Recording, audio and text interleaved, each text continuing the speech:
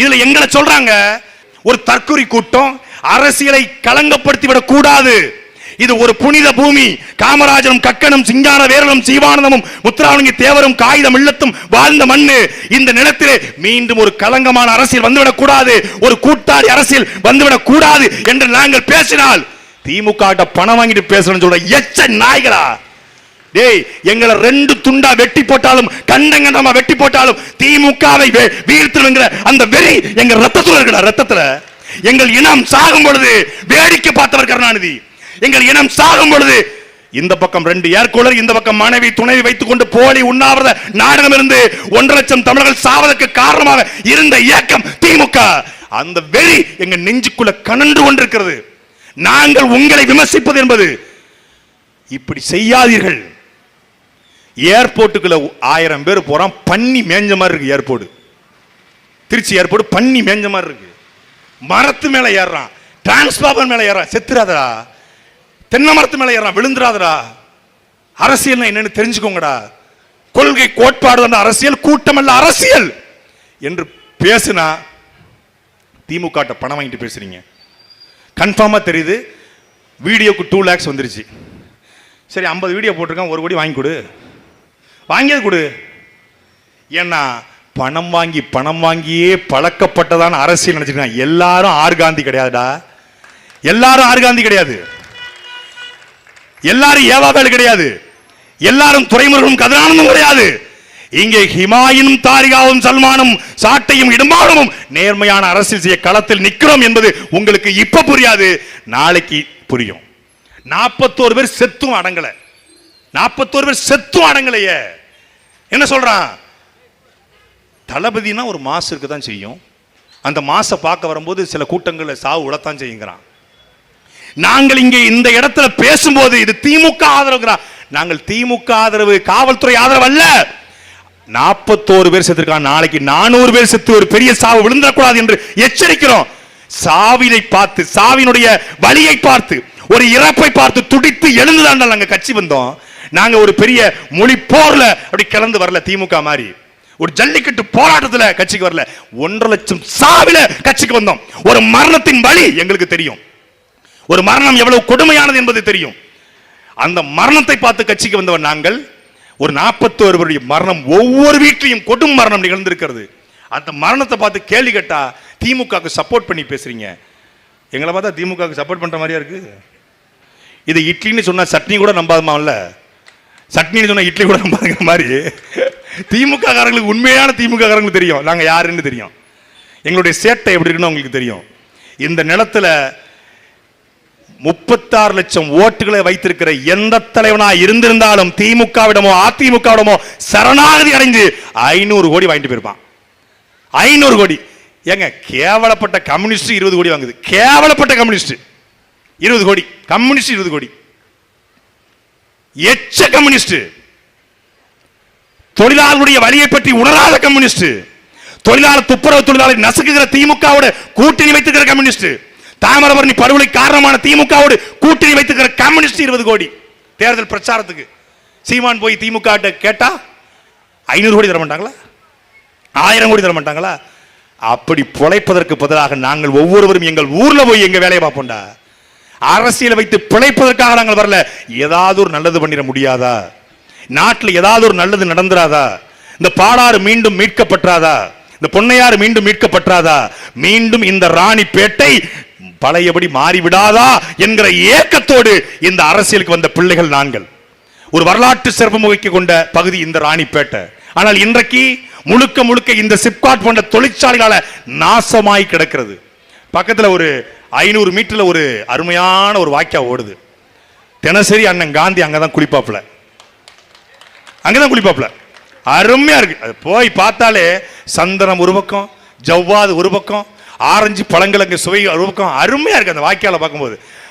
பாலாற்றினுடைய கிளை வாய்க்காலுங்கிறது இன்னைக்கு ஒட்டுமொத்தமான சிப்காட் தொழிற்சாலைகளுடைய கழிவுகளை கலக்கக்கூடிய சாக்கடையாக மாறி இருக்கிறது. இந்த சாக்கடை தாண்டா திமுக ஆட்சி தமிழ்நாட்டை எப்படி வைத்திருக்கிறது என்பதற்கான ஒரே சான்று இந்த சாக்கடை தான். நீ எப்படி, உனக்கு எப்படி அங்க தெரியும்? நான் இப்ப அங்கதான் போயிட்டு வந்தேன். வேற வழி இல்லை. ஒரு ஆட்சினா எப்படி இருக்கணும் அப்படின்னு நாங்க சொல்றோம். நாங்கள் கருணாநிதியை போல ஆட்சி செய்வோம், அம்மையார் ஜெயலலிதா போல ஆட்சி செய்வோம், இல்ல மோடியை போல ஆட்சி செய்வோம், அமித்ஷா போல ஆட்சி சொல்லல. இந்த எங்களுடைய தாத்தன் கர்ம வீரன் கிங் மேக்கர் காமராஜரை விட சிறந்த ஆட்சியை கொடுப்போம் என்று நாங்கள் சொல்கிறோம். நிலமும் வளமும் சார்ந்த தொழிற்சாலைகள், அதை கொண்டு தன்மானமிக்க வாழ்வு, பசிக்கு அழாத குழந்தை, கல்விக்கு ஏங்காத மாணவன், வேலைக்கு அலையாத இளைஞன், இதுவே என் கனவு இந்தியா என்ற பகத்சிங்குடைய கோட்பாட்டிற்கு இணங்க படிக்க படிப்பு, குடிக்க தண்ணீர், சுகாதாரமான மருத்துவம், இதை தவிர எல்லாம், இந்த மூன்றை தவிர எதுவும் இலவசம் கிடையாது. மூன்றும் தான் இலவசம், இதை தவிர எதுவும் இலவசம் கிடையாது. இதை உருவாக்க ஒரு கனவு கண்டு ஒரு தலைவர் நிற்கிறார். அவருக்கு ஒரு நோக்கம் இருக்கு. எந்த கட்சியா சொல்லியிருக்கா? பல கோடி பணை திட்டம் எந்த கட்சியா சொல்லியிருக்கா? நான் வந்தா இத்தனை ஏரி குளங்களை தூர்வாருவேன் எந்த கட்சியா சொல்லியிருக்கா? 50 வருஷம் ஆச்சு. வீராணம் ஏரி கட்டி எத்தனை வருஷம் ஆச்சு? 1000 வருஷம் இருக்கும். 1000 வருஷம் ஆச்சு வீராணம் ஏரி. இந்த தமிழ்நாட்டுக்குரிய அத்தனை குளங்களும் கட்டப்பட்டு பல ஆயிரம் வருஷம் ஆச்சு. இந்த 50 ஆண்டுகள்ல இந்த திமுக அதிமுக மாறி மாறி ஆண்ட இந்த காலகட்டத்தில் வெட்டப்பட்ட குளங்கள், ஏரிகள், கம்மாய்கள், தாங்கல்கள், ஏந்தர்கள் எத்தனை? தூர்வாரல, தூத்திருக்கான். வள்ளுவர் கூடத்தை மூடி இருக்கிறான். கிளாம்பாக்கம் பெரிய ஏரி மூடி இருக்கிறான். ஒவ்வொரு பேருந்து நிலையத்தையும் மூடி பேருந்து நிலையம் கட்டிருக்கான். கெட்டி ஒரு பேர் வச்சிருவான், கலைஞர் கருணாநிதி நூற்றாண்டு பேருந்து நிலையம். எல்லாத்துக்கும் தமிழ் படம் ஒரு படம் வந்துச்சு, சிவா மருத்துவமனை, Siva airport, Siva international beach, Siva சுடுகாடு, சிவா குளம், சிவா குட்டை. அது மாதிரி இவங்க எல்லாத்துக்கும் கலைஞர் கருணாநிதி பேருந்து நிலையம், கலைஞர் கருணாநிதி நூலகம், கலைஞர் கருணாநிதி பன்னோக்கு கூர் மருத்துவமனை, கலைஞர் கருணாநிதி ஜல்லிக்கட்டு மைதானம், கலைஞர் கருணாநிதி நூலகம், எல்லாத்துக்கும். ஏன்னா கலைஞர் மட்டும் தான் தமிழ்நாட்டில் ஒரே தலைவராக இருந்தாரு, வேற யாருமே இல்லைல்ல. ஏன் கண்ணியமிகு காகிதம் இல்லத்துடைய நூலகம் என்று ஏன் வைக்கல என்ற கேள்வியை யாராவது கேட்டதுண்டா? யாராவது கேட்டதுண்டா? கலைஞரை தவிர தலைவர்களே தமிழ்நாட்டில் இல்லையா? கோவையில் 1000 தலைவர்கள் இருக்காங்க கோவையினுடைய தலைவர்களாக. ஆனா அந்த பேரையெல்லாம் விட்டுட்டு இவர்கள் தான் அரசாணை வெளியிடுறாங்க. குளங்களில், ஏரிகளில், கம்மாய்களில், தெருக்களில், சாலைகளில் இருக்கக்கூடிய சாதி பெயரை நீக்க வேண்டும். சாதி பேரை பேருக்கு பின்னாடி போடுவதல்ல பெருமை, நம் படித்த படிப்பை பேருக்கு பின்னாடி போடுவதுதான் பெருமை. அதனால் சாதி பேரை அழிச்சிருங்க. என்ன சாதி? கல்லர் தெரு, தேவர் தெரு, நாடார் தெரு, ராவுத்தர் தெரு, இல்ல முஸ்லீம் தெரு, அப்புறம் கோனார் தெரு, செட்டியார் தெரு, அரிசன் தெரு, இதெல்லாம் சாதி பேருங்க. அதெல்லாம் அழிச்சிடணும். இதெல்லாம் சாதி வெறி. இதெல்லாம் அழிச்சிட்டு ஜிடி நாயுடு மேம்பாலம். ஜிடி நாயுடு படிச்சு வாங்கின பட்டமா?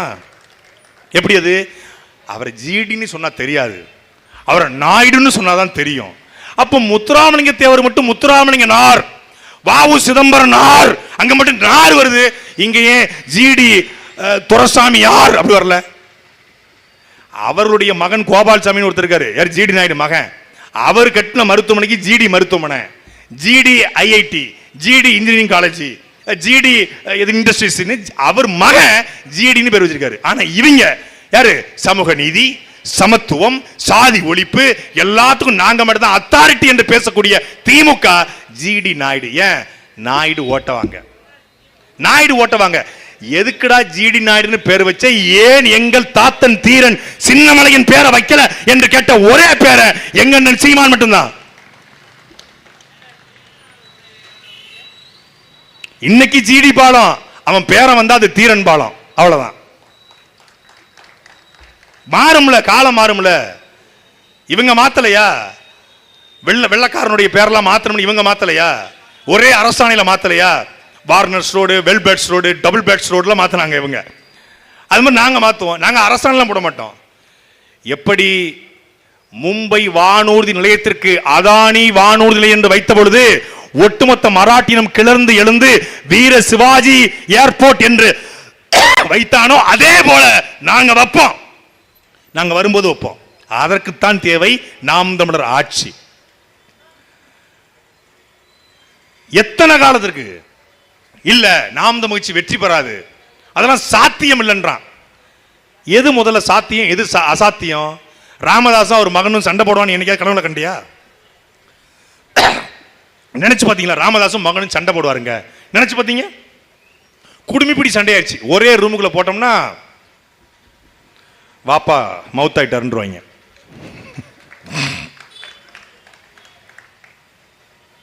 நீங்க நினைத்து பார்த்தீர்களா? கலாநிதி மாறணும், தயாநிதி மாறணும் பிடித்துக் கொண்டு சண்டை போடுவார்கள், கையை பிடித்துக் கொண்டு சண்டை போடுவார்கள். நீங்க கனவுல பண்ணீங்களா? ஏய் மாறன் பிரதர்ஸ்டா, பிசினஸ் மேக்னெட்ஸ்டா அப்படின்னாங்க. பிசினஸ் மேக்னெட்ஸ் இப்போ புரிஞ்சிருச்சு. இரும்பு காரணமா இருந்துச்சு, இப்போ ரெண்டும் வடதுருவம் தென்துருவமா ஆயிடுச்சு. நினைத்து பார்த்தீர்களா நடக்கும்னு?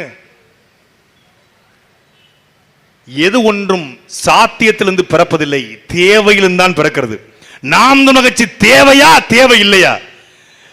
இதே மண்ணில் காந்தி போட்டி போடட்டும், அதிமுக ஒரு வேட்பாளர் போட்டி போடட்டும், தாவேக்கால ஒரு வேட்பாளர் போட்டி போடட்டும், இந்த தங்கை எங்களுடைய தங்கை தாரிகாக இருக்கிற தகுதி அந்த வேட்பாளருக்கு இருந்தால் தயவு செய்து நீங்கள் அவர்களுக்கு வாக்கு செலுத்துங்கள்.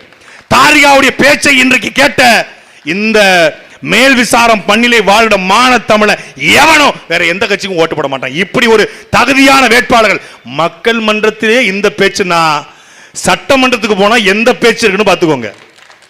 ஏன்னா a product from சீமான். ஒரு தம்பி கேட்டான், சல்மான அவர் மனைவி தயார் பண்ணாங்களா இல்ல ஒரு மனைவி சல்மான தயார் பண்ணாங்களா அப்படின்னு. ரெண்டு பேரையும் தயார் பண்ணது எங்களுடைய சேர்ந்தவன் சீமான். டாடா ப்ராடக்ட் மாதிரி இது சீமான் ப்ராடக்ட், சோரம் போகாது. இன்னைக்கு திமுக போய் ஒரு தர்க்கம் பண்ணா கூட திமுக எங்க கிட்ட இருந்து பஞ்சம் பிழைக்க போனவன் தான் பேசணும். அதிமுக ஒருத்தன் தர்க்கம் பண்ணா கூட எங்க கிட்ட இருந்து அதிமுக பஞ்சம் பிழைக்க போனவன் தான் பேசணும். ஏன்னா இந்த கம்பெனி பெரிய கம்பெனி, இது அரசு உயர்நிலை பள்ளி தான். அதனால அப்துல் கலாமும் மயில்சாமி அண்ணாதுரையும் படிச்ச உயர்நிலை பள்ளி இந்த பள்ளி.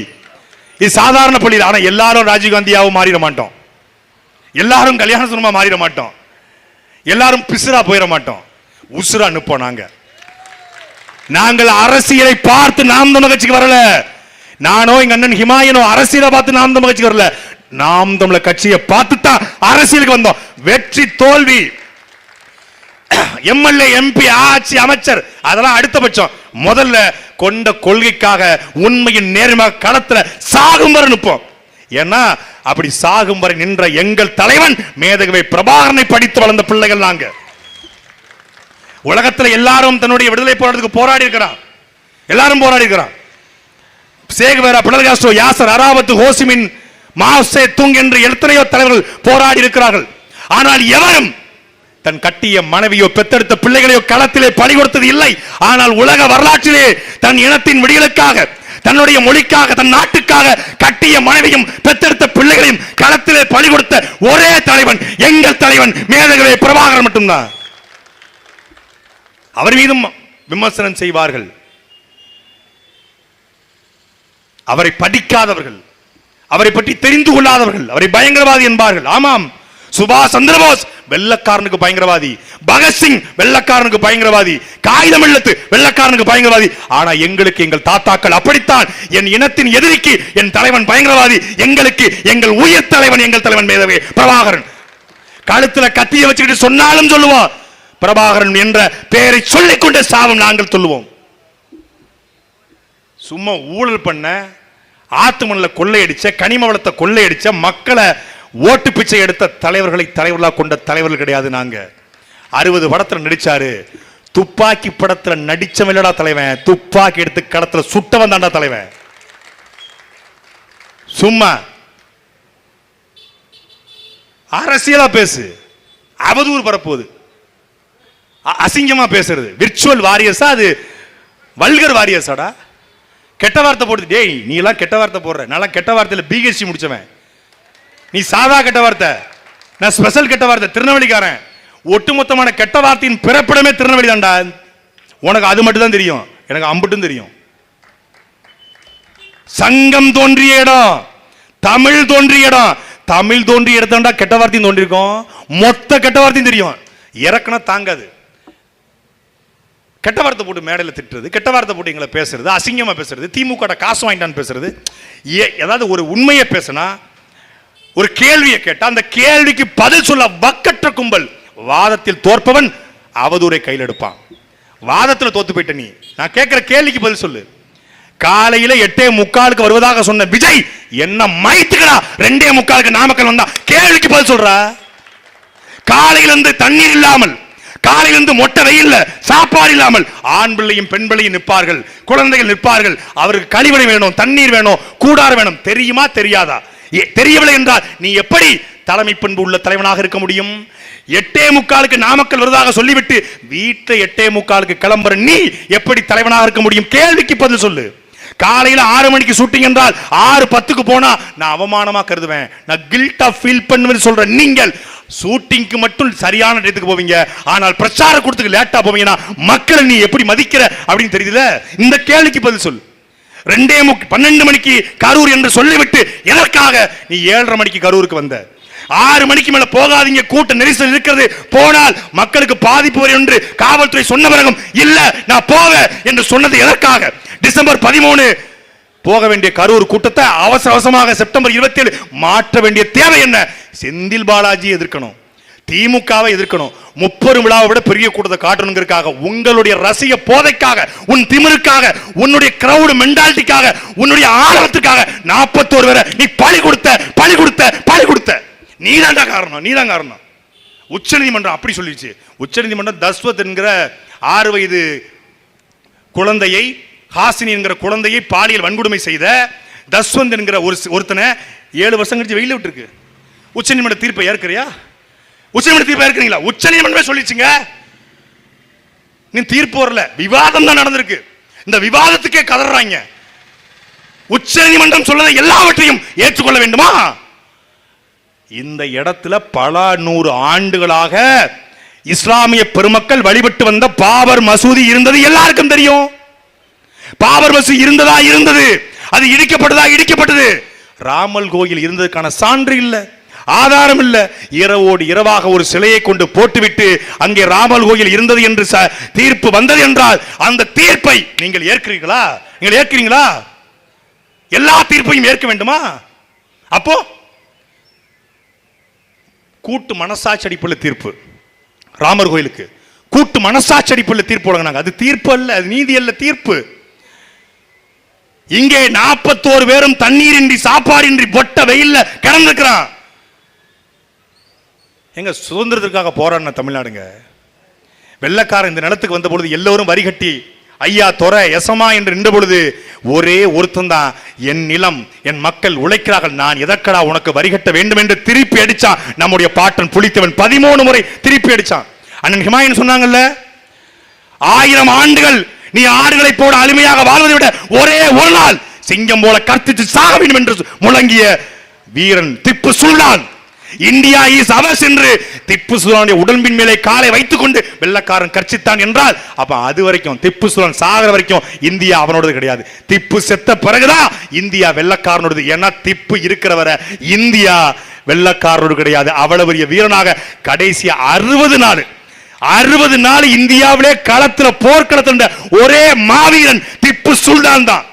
அப்பேற்பட்ட திப்பு சுல்தான் போராடிய நிலம் இந்த நிலம்.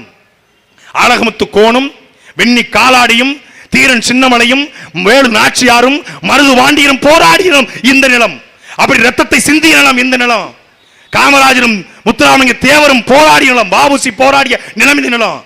இந்தியாவில் எல்லா மாநிலங்களுக்கும் இந்தியை திணித்த பொழுது இந்திக்கு தமிழ்நாட்டில் ஆதிக்கமாம். எல்லோரும் வாருங்கள் நாட்டினரே, செந்தமிழுக்கு தீங்கு விளைந்து விட்டால் இந்த தேகம் இருந்து ஒரு லாபம் உண்டோ? விந்தை தமிழ் மொழி எங்கள் மொழி, அது வீர தமிழ் மக்கள் ஆவி என்போம். இந்திக்கு சலுகை தந்திடுவார், அந்த ஈனரை காரி உமிழ்ந்திடுவோம். எப்பக்கம் வந்து புகுந்துவிடும் இந்தி, எத்தனை பட்டாலும் கூட்டி வரும் அற்பம் என்போம் அந்த இந்திதனை, அதன் ஆணவ திமிரை அடைக்கிடுவோம் என்று முழங்கிய பாரதிதாசனும் அவனுடைய பேரப்பிள்ளைகளும் இந்தி திணிப்புக்காக போராடிய நிலம் இந்த நிலம். இந்தி திணிப்புக்காக மொழிக்காக செத்த நிலத்துல ஒருத்தன் மூஞ்ச பார்க்க போய் செத்துட்டான்னு சொல்றது எங்களுக்கு வேதனையா இருக்குடா, எங்களுக்கு வலிக்குதுடா. செத்தவன் தமிழராக இருப்பதை எங்களுக்கு மனசு குமுறுகிறது. நாங்கள் மேடையில் பேசுறோம், தமிழர் என்று ஒரு இனம் உண்டு, தனித்து அவருக்கு ஒரு குணம் உண்டு, வீரமும் மானமும் அவருக்கு ஒரு உயிர் என்று. அவன் மயிர் என்று போயிட்டு தளபதி தளபதி டிவிக்கே அப்படின்றான். அப்ப எங்களுக்கு வலிக்குது. அந்த வழியை நாங்கள் கடத்துகிறோம். அந்த வழியை கடத்தினா ஆட்சியாளர்களுக்கு இவங்க அனுசரணையா போறாங்க, காவல்துறைக்கு இவங்க சப்போர்ட் பண்ணி போறாங்க. பாத்தீங்களா எப்படி மாறிட்டாங்க? திமுக கட்சி தொடங்கும் போது நல்ல கட்சி, அந்த கட்சியினுடைய தலைவர் அண்ணாதுரை நல்ல தலைவர், அவர் நேர்மையான தலைவர், அவருக்கு ஒரு கனவு இருந்தது, அவருக்கு ஒரு லட்சியம் இருந்தது. அதற்கு பிறகு அந்த கட்சி தடம் மாறி அது குடும்ப கட்சியாக, வாரிசு கட்சியாக மாறிவிட்டது. ஆனால் இது வரும்போதே தவறான கட்சியா வருது. இது வரும்போதே தவறான கட்சியா வருது. அப்போ அதை தடுக்க வேண்டிய தேவை எங்களுக்கு இருக்கிறது. ஒரு கட்சி வரும்போது தவறான எந்த கொள்கையும் இல்லை, எந்த கொள்கையும் இல்லாதடைய விளைவு என்ன தெரியுமா? எடுப்பார் கைப்பிள்ளையா மாறிச்சு. இன்னைக்கு அதிமுக கூட்டத்தில் தாவேக்கா கொடியை பிடிச்சு நிற்கிறான். ஏன்னா அவனுக்கு தெரியல, வழிநடத்த தலைவன் இல்லை. அதிமுக கூட்டத்துக்கு போகணுமா போகலன்னு தெரியல. ஐயா எடப்பாடி சொல்றாங்க, பிள்ளையார் சொல்லி போட்டாச்சு, நம்ம போட்டாச்சு, வந்து லவ் யூ அப்படின்ட்டார் அவரு. அந்த பக்கம் பார்த்தா 16 நாள் காரியம் முடிஞ்சுதான் பேசணும்னாங்க. அது எந்த காரியம்னு தெரியல எனக்கு. காரியம் முடிஞ்ச பிறகு தான் பேசுவோம், காரியம் முடிஞ்ச பிறகு தான் பேசுவோம். நாங்க வழியில இருக்கோம், நாங்க வேதனை இருக்கும்னு சொல்லக்கூடிய அந்த கட்சியினுடைய தேர்தல் மேலாண்மை பொதுச் செயலாளர் ஆதவ் அர்ஜுனா நேரா டெராடூன்ல போயிட்டு விளையாட போயிட்டாரு. இதான் உங்களுடைய காயமா? இதான் உங்கள் வழியா? டெராடூனுக்கு விளையாட போனாரா இல்ல வேற ஏதாவது இணக்கமா போனாரான்னு தெரியல. தாவேக்கா சார்பாக தாவேக்கா மனு போட்டா பரல, தாவேக்காவுக்கு ஆதரவாக பாஜகவுடைய உமா ஆனந்தன் மனு போடுறாங்க. தாவேக்காவுக்கு ஆதரவாக சிபிஐ விசாரணை வேண்டும், சிறப்பு புலனாய்வு குழு விசாரிக்க கூடாது என்று பாஜகவை சேர்ந்த எஸ் மணி என்பவர் வழக்கு போடுறாரு. என்ன ஒன்னடிச்சா அவன் ஒன்னடிச்சா அவன்டாளுறான். ஆஹா, புரிஞ்சுச்சா? இப்ப புரிஞ்சுச்சா? கொள்கையற்ற கூட்டம் வந்தால் அந்த கொள்கையற்ற கூட்டம் எப்படி போய் நிற்கும் என்பதற்கு இது ஒரு சிறந்த எடுத்துக்காட்டு. நாம் தமிழர் கட்சியுடைய தலைமை உறுப்பினர் சீமான் கூட்டணி வைக்க மாட்டாரு. அவர் வைக்கணும் நினைச்சாலும் நாம் தமிழ் தம்பிமார்கள் ஒருத்தரும் உடன்பட மாட்டார்கள். இதுதான் கொள்கை, இதான் கொள்கை. தெரியும், அவர் கத்தி கத்தி செத்தாலும் சாவாரே ஒழிய அவர் ஒருபோதும் எங்களை விலை பேச மாட்டார் என்று தெரிஞ்சு நாங்க நிக்கிறோம். ஏன்னா அவர் கட்சி ஆரம்பிக்கவே சொல்லிட்டாரு, தேசிய கட்சியோட திராவிட கட்சியோட கூட்டணி கிடையாது, எங்களுக்கு கூட்டு என்பது சாப்பாட்டுல மட்டும்தான், அரசியல்ல கிடையாது. சீமானி அதிமுக பக்கம் சாய்கிறார், சீமான் திமுக பக்கம் சாய்கிறார், திமுக பாஜக பக்கம் சாய்கிறார். நிர்மலா சீதாராமனை பார்த்துட்டாரு, அமித்ஷாவை பார்த்துட்டாரு, மோடியை பார்த்துட்டாரு, சபரீசனை பார்த்துட்டாரு, ஸ்டாலினை சாட்டை துறைமுகம்லாம் போய் பார்த்துட்டாங்க, போக போறாங்க. எங்களை எல்லாரும் பார்க்கலாம், ஆனால் நாங்கள் இந்த மக்களை மட்டும்தான் பார்ப்போம். மக்களுக்காக மட்டும்தான் நாங்கள் இருப்போம். எங்களை எல்லாரும் பார்ப்பான். ஏன்னா இந்த அரசியலுடைய வெற்றி தோல்வியை தீர்மானிக்கிற இடத்துல வந்திருக்கிறது நாம் தமிழர் கட்சி. ஒரு கட்சி இந்திய அரசியல்ல 1.14 விழுக்காடு, அதற்கு பிறகு 8.2 விழுக்காடு வாங்கி, அதுவும் தடை செய்யப்பட்ட இயக்கத்தின் தலைவனை தலைவனாக ஏற்றுக்கொண்டு, தடை செய்யப்பட்ட கொடியை கொடியாக ஏற்றுக்கொண்டு, இந்திய நிலத்தில தேர்தல் ஆணையத்தில் அங்கீகரிக்கப்பட்ட கட்சியாக மாறிய ஒரே கட்சி. குவார்ட்டரும் கோழி பிரியாணியும் கொடுக்காது, ஓட்டுக்கு காசு கொடுக்காம ஒரு கட்சி 36 லட்சம் வாக்களை வாங்க முடியும் என்றால் அது நாம் தமிழர் கட்சியால மட்டும்தான் முடியும். இதே மேல் விசாரத்துல நீ சாராயம் கொடுக்காம 500 ரூபாய் காசு கொடுக்காம 9:30 மணி வரைக்கும் கூட்டத்தை நிப்பாட்டுறா நீ, நான் நாம் தமிழர் கட்சி பேசுறேன், நிப்பாட்டுறேன், முடியுமா? வந்திருக்கும் அத்தனை பேரும் படிச்சவன், தொழில் செய்யறவன், எல்லாரும் வேலை பார்க்கிறவன், அத்தனை பேரும் எங்களுடைய வருமானத்தை விட எங்கள் இனமானம் பெரிது என்று களத்தில் நிற்கிறான். ஒவ்வொருவரும் அறிவாளி. தாரிகாக்கு பேச வாய்ப்பு கிடைச்சிருச்சு, சாட்டை துறைமுகனுக்கு பேச வாய்ப்பு கிடைச்சிருச்சு, ஹிமாயனுக்கு பேச வாய்ப்பு கிடைச்சு. ஆனால் இங்கே சாட்டையை போல, இடும்பாவனம் போல, தாரிகா போல, ஹிமாயன் போல பல பேர், பல சீமான்கள் உட்கார்ந்துருக்காங்க. கருணாநிதிக்கு பிறகு ஒரு கருணாநிதி கிடையாது, ஸ்டாலினுக்கு பிறகு ஒரு ஸ்டாலின் கிடையாது, ஜெயலலிதாவுக்கு பிறகு ஒரு ஜெயலலிதா கிடையாது, எம்ஜிஆருக்கு பிறகு ஒரு எம்ஜிஆர் கிடையாது. ஆனால் சீமானுக்கு பிறகு சீமான் இருக்கும் காலத்தில் லட்சக்கணக்கான சீமான்களை உருவாக்கி வச்சிருக்காரு. கொள்கை ரீதியாக, கோட்பாட்டு ரீதியாக, தர்க்க ரீதியாக, தத்துவ ரீதியாக, சித்தாந்த ரீதியாக செயல்படக்கூடிய பிள்ளைகளை தயார்படுத்திருக்காரு. இந்தியாவில் ஒரு ஐடி விங்கு, காசு கொடுத்து வேலை பார்க்கிற திமுக ஐடி விங்கு 200 ஓபிஸ், காசு கொடுத்து வேலை செய்யக்கூடிய பிஜேபி வார் ரூம், காசு கொடுத்து வேலை பார்க்கக்கூடிய விர்ச்சுவல் வாரியர்ஸ், அதற்கு மத்தியில் 24/7 பணம் வாங்காமல் வேலை செய்யக்கூடிய ஒரே ஐடி விங் அது நாம் தமிழர் கட்சியுடைய ஐடி விங் மட்டும்தான். ஏன்னா எல்லாருமே ஐடி விங், ஹிமாயினும் ஐடி விங், நானும் ஐடி விங், எல்லாருமே ஐடி விங், தனியெல்லாம் ஒண்ணும் கிடையாது. எல்லாரும் எழுதுவான், எல்லாரும் பேசுவான், எல்லாரும் தர்க்கம் செய்வான், எல்லாரும் விவாதம் செய்வான். நீங்க எந்த கேள்வி கேளுங்க, எந்த கேள்வி கேளுங்க, எங்களுக்கு ஒரு இலக்கு இருக்கு. 2050 என் மாநிலம் எப்படி இருக்க வேண்டும், என் நாடு எப்படி இருக்க வேண்டும், பரந்தூர் விமான நிலையம் வேணுமா வேண்டாமா, விமான நிலையம் வேணுமா வேண்டாமா, கூடங்குளம் அணு உலை வேணுமா வேண்டாமா, ஸ்டெர்லைட் வேணுமா வேண்டாமா, மீத்தேன் ஹைட்ரோ கார்பன் வேணுமா வேண்டாமா, 8 வழிச்சாலை வேணுமா வேண்டாமா, எல்லாவற்றுக்கும் ஒரு கட்சி தீர்வு வைத்திருக்கிறது. அவர் சொல்லுவாரு பரந்தூர்ல வேணாம் பாரு, எங்களுக்கு ஒட்டுமொத்தமா எதுக்கடா விமான நிலையம் நாங்க கேட்போம். அப்புறம் இந்த கேள்வியை கேட்டா திமுக காசு வாங்கிட்டாங்க, திமுக காசு வாங்கிட்டாங்க. எங்க அண்ணன் தான் என்ன சொன்னாங்க, இந்தியாவிலே அதிக கூலி வாங்கணும் நான் தான்டா. பாஜக கைகூலி, காங்கிரஸ் கைகூலி, அதிமுக கைகூலி, திமுக கைகூலி, எல்லாரும் கைகூலி. அவங்க தீபாவளிக்கு பொட்டு வடி கூட வாங்கி தர மாட்டாங்கடா. அவங்க எச்சு கட்டே காக்க வெட்ட மாட்டாங்க. அவங்ககிட்ட போய் காசு வாங்கி தருவாங்களாம். எச்சு கட்டி காக்க வெட்ட மாட்டாங்க. காசு கொடுத்தாங்க. இந்த கூட்டம் முடிஞ்சாதான் தெரியும் மைக் செட்டுக்காரனுக்கு எவ்வளவு கடன். அதான் உண்மை. திமுக இப்ப லியோனி போய் பேசுறாரு, எங்க அண்ணன் ராஜீவ்காந்தி பேசுறாங்க 25,000 பேச்சாளருக்கு, 25,000 பேச்சாளருக்கு.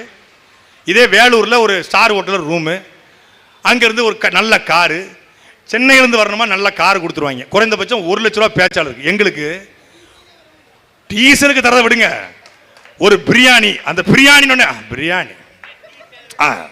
பிரியாணி ஒரு சுக்கா முடிஞ்சு நீ பக்காவா கிளம்பிடுவாங்க. இவ்வளவுதான்டா எங்களை. டேய் நீ ரொம்ப உளவுத்துறவர்களும் ஒருத்து இல்லடாங்க, உளவுத்துறவர்களும் ஒருத்து இல்லை. நாங்கள் மக்களுக்காக நிற்கிறோம். இதே கூட்டத்தை கேட்டுக்கிட்டு இருந்தோம். கூட்டத்தில் கடைசியாக உட்காந்தோம், 4வது சேர்ல உட்காந்தோம், 1வது சேர்ல உட்காந்தோம், மேலேறி பேசிட்டு இருக்கோம்டா. நாங்கள் யாரும் பேச்சாளர் கிடையாது, நாங்கள் யாரும் அரசியல்வாதி கிடையாது. ஏன் சல்மான் தம்பி நானும் நான் பார்த்துருக்கேன், கடைசியாக நிற்பான் கூட்டத்தில், அப்புறம் நடுவில் வந்து உட்காந்தான், அப்புறம் உட்காந்தான், அப்புறம் முன்னா போனான், அப்படியே மேலேறி வந்தான். அப்படித்தான் ஒவ்வொருத்தரும் உழைப்பால் வந்தவர்கள், யாரும் வாரிசு அரசியல் வந்தவர்கள் கிடையாது. மாவட்ட செயலாளர்கள் என்றாலும் பணம் இருப்பவனுக்கு தான் சீட்டு, பணம் இருப்பவனுக்கு தான் மாவட்ட, அந்த பாகுபாடு கட்சியில கிடையாது. அப்படிப்பட்ட ஒரு கட்சி, அப்பழுக்கற்ற கட்சி உருவாகி கொண்டிருக்கிறது. இங்கே பெரும்பான்மையாக வாழக்கூடிய இஸ்லாமிய பெருமக்கள் உங்களை அடகு வைக்கக்கூடிய, உங்களை வாடகைக்கு விடக்கூடிய, உங்களை வாக்குகளை பறித்து உங்கள் வாக்குகளால் வென்று வந்து ஒட்டுமொத்த தமிழ்நாட்டுக்கும் பேராபத்தாக நிற்கக்கூடிய, இங்கே தூய்மை பணியாளர் போராட்டம், விவசாயிகள் போராட்டம், மாணவர் போராட்டம், மீனவர் போராட்டம், கனிமவள கொள்ளை, ஆத்துமணல் கொள்ளை என்று எல்லாவற்றையும் நடத்துகிற அந்த திமுகவுக்கு வெற்றி வாய்ப்பை வழங்குவது உங்களுடைய ஓட்டு. உங்கள் ஓட்டு மட்டும் இல்லை என்றால் திமுக ஒரு அனாதை பிணம். 12 விழுக்காடு வாக்கு கூட திமுகவுக்கு கிடையாது என்பதால் யதார்த்த உண்மை. உங்கள் வாக்குகளை வாங்கி கொண்டு ஒட்டுமொத்த மக்களையும் அளிக்கிறது. அந்த பாவம் உங்களை சேருமா சேராதா? அந்த பாவத்திற்கு இறுதி நாளிலே நீங்கள் உங்களுடைய இறைமகன்ட்ட குனிந்து நிற்க வேண்டுமா நிற்க கூடாதா என்பதை உங்கள் மனசாட்சிக்கு நான் விட்டு விடுகிறேன். அன்பிற்குரிய பெருமக்களே, அண்ணன் ஹிமாயின் சொன்னதை நான் திரும்பியும் சொல்கிறேன். ஒவ்வொரு முறையும் பாங்கோசை ஒலிக்கிறது, சத்தியத்தின் பக்கம் வாருங்கள், வெற்றியின் பக்கம் வாருங்கள் என்று. நீங்கள் வெற்றியின் பக்கம் நிற்கிறீங்க, எப்போ சத்தியத்தின் பக்கம் வரப்போறீங்க? சத்தியத்தின் பக்கம், அந்த சத்தியத்தை பேசக்கூடிய எங்களின் பக்கம் வாருங்கள் என்று கேட்டுத்தான் உங்கள் பிள்ளைகள் நாங்கள் வந்திருக்கிறோம். நாங்கள் யாருடைய தொப்பியையும் கலட்ட, யாருடைய சிலுவையும் அறுக்க, யாருடைய திருநீரையும் அழிக்க வந்தவர்கள் அல்ல. நீங்களும் தமிழர், நானும் தமிழர், நாம் தமிழர் என்ற கோட்பாட்டை முன்வைத்து இந்த நிலத்தையும் வளத்தையும் மொழியையும் மண்ணையும் காப்பாற்ற உங்கள் பிள்ளைகள் களத்து நிற்கிறோம். அதற்காக நாம் தமிழர் கட்சி ஆட்சிக்கு வர வேண்டும். இந்த 2026 சட்டமன்ற தேர்தலில் இந்த மண்ணிலே மருமகளாக வந்திருக்கிற எங்களுடைய பெண், சிவகங்கை மாவட்டத்திலே பிறந்த இன்னொரு வேலு நாச்சியார், எங்களுடைய தங்கை தாரிகா. வேலு நாச்சியார் களத்திலே வாழேந்தி பாய்ந்தார். இவள் வாயில் வரக்கூடிய அந்த வார்த்தை மூலமாக பாய்ந்து கொண்டிருக்கிறார். வேலு நாச்சியார் கையிலிருந்து வீசப்பட்ட அந்த வாளுக்கும் வேலுக்கும் என்ன மதிப்போ அதே போல எங்களுடைய தங்கை தாரிகா வாயிலிருந்து வருகிற ஒவ்வொரு வார்த்தையும் அப்படி வீச்சாக இருக்கும். அந்த களத்தில் நிற்கிற அந்த பிள்ளைக்கு நீங்கள் விவசாய சின்னத்திலே வாக்களித்து வெற்றி பெற செய்ய வேண்டும். நாட்டிலே பொறியாளர் தோற்கலாம், மருத்துவர் தோற்கலாம், ஏன் விஞ்ஞானி தோற்கலாம், ஆனால் சோறு ஓடக்கூடிய விவசாயி தோற்கக்கூடாது. நாம் சாப்பிடுகிற ஒவ்வொரு பிரியாணியும், நாம் சாப்பிடுகிற ஒவ்வொரு சோறும், நாம் சாப்பிடுகிற ஒவ்வொரு காய்கறியும் எல்லோரும் விவசாயி தந்தது. நாம் சாப்பிடுகிற ஆடும் மாடும் கோழியும் அந்த விவசாயி தந்தது. அந்த விவசாயியே சின்னமாக ஏந்தி உங்கள் பிள்ளைகள் நிற்கிறோம். அந்த பிள்ளைகளை வெற்றி பெற்று மக்கள் மன்றத்திலே பேசுகிற எங்கள் தாரிகாவை சட்டமன்றத்துக்கு அனுப்புகிற நம்பிக்கையோடு விடைபெறுகிறேன். நன்றி, வணக்கம். நாம் தமிழர், நாமே தமிழர்.